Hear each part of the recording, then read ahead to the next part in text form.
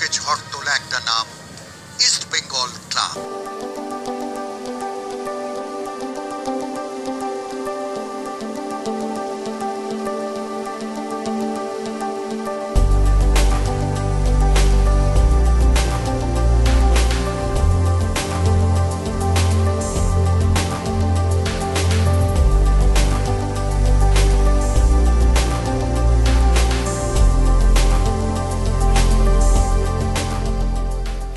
নমস্কার, special sports চ্যানেলে আপনাদের আরও একবার স্বাগত। আজকের এই ভিডিওতে আমরা আলোচনা করব ইস্টবেঙ্গলের নতুন ইনভেস্টার নিয়ে। আগামী মরশুমে ইস্টবেঙ্গলের নতুন ইনভেস্টার কারা হচ্ছে বা কাদের সঙ্গে কথা অনেক দূর এগোলো সেই ব্যাপার নিয়ে কিন্তু আজকের এই ভিডিওটা।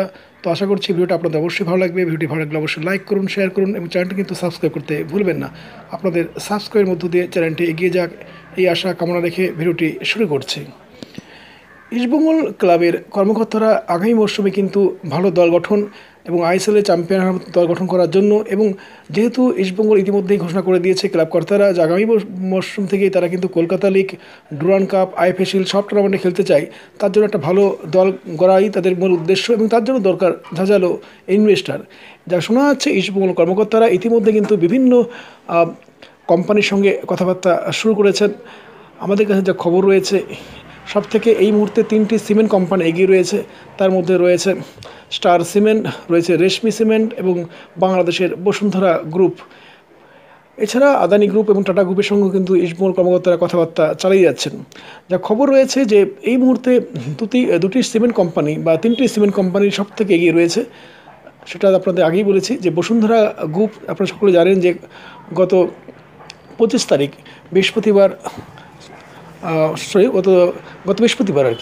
গত বৃহস্পতিবার আমরা দেখেছি যে ইস্টবেঙ্গলের কর্মকর্তারা তারা কিন্তু জাঁকজমক করে একটা সংবর্ধনা দেন বসুন্ধরা গ্রুপের কর্ণধারকে বা তাদের ডিরেক্টরকে, এবং তিনি কিন্তু ঘোষণা করেছেন যে তিনি কিন্তু ইস্টবেঙ্গলের পাশে রয়েছেন এবং যখনই ইস্টবেঙ্গলের কোনো রকম সমস্যা থাকবে তিনি কিন্তু এগিয়ে আসবেন, এবং তাকে কিন্তু আজীবন সদস্যপদ ক্লাবের পক্ষ থেকে দেওয়া হয়েছে। এবং তারপরে কিন্তু কারণ শোনা যাচ্ছে যে এই বসুন্ধরা গ্রুপ হয়তো ইস্টবেঙ্গলের নতুন ইনভেস্টার হতে পারে, যদিও কেউ এ বিষয়ে এখনও মুখ খোলেনি, কিন্তু কথাবার্তা যে অনেক দূর এগিয়ে গেছে সেটা কিন্তু আর বলার অপেক্ষা রাখে না।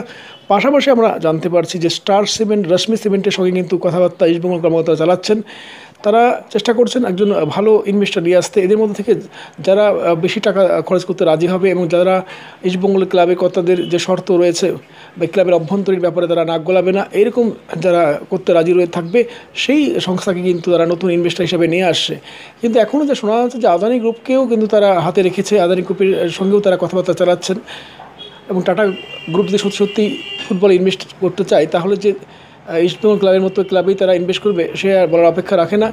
তো এই যে 5টি কোম্পানির নাম বললাম, এরাই কিন্তু এই মুহূর্তে সব থেকে এগিয়ে রয়েছে, এবং এদের মধ্যে থেকে কিন্তু আগামী মরশুমে হয়তো আমরা নতুন ইনভেস্টার দেখতে পাবো। ইস্টবেঙ্গল ক্লাবের বর্ষ পেরিয়ে যাওয়া এই ক্লাবের ইনভেস্টার নিয়ে কিন্তু বিগত 2 বছর ধরেই আমরা দেখেছি যে সমস্যা ছিল। সিমেন্ট কিন্তু গত 2 বছর ধরে রয়েছে, তারা কিন্তু এমন দল গঠন করছে যে দল কলকাতা লিগের ছোট দল যেমন বড় দলের বিরুদ্ধে খেলে সেই ধরনের ফুটবল পারফরমেন্স করছে। প্রত্যেকটা ম্যাচ তারা হারছে। ইস্টবেঙ্গলের হাজার হাজার লক্ষ লক্ষ সাপোর্টাররা টিভির দিয়ে দেখছে যে তার দল, তাদের প্রিয় দল হয় হারছে নতুবা ড্র করছে, খুব বেশি ড্র করছে, আর বেশিরভাগ ম্যাচই তারা হেরে যাচ্ছে। তারা কিন্তু সাহস পাচ্ছে না যে ইস্টবেঙ্গলের খেলা দেখতে। একটা 100 বছর পেরিয়ে যাওয়া ইস্টবেঙ্গলের মতো দল আইএসএলে খেলবে ছোটো দলের মতো, যাদেরকে বলে অন্যান্য দল হারাবে, এই দৃশ্য কিন্তু দেখার জন্য কোটি কোটি সাপোর্টাররা কখনো আশা করেন না।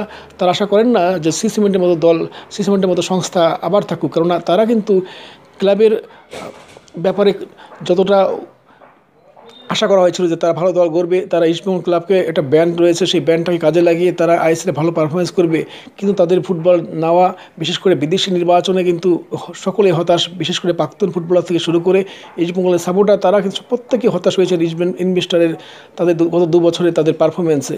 যাই হোক, তো আমরা আশাবাদী যে আগামী মরশুমে কিন্তু ইস্টবেঙ্গলের একটা ভালো স্পন্সর বা ভালো ইনভেস্টার আসছে। তো এই আশা রেখে আজকে ভিডিওটি এখানে রাখছি। যদি ভিডিওটি ভালো লাগে অবশ্যই লাইক, শেয়ার এবং সাবস্ক্রাইব করতে ভুলবেন না।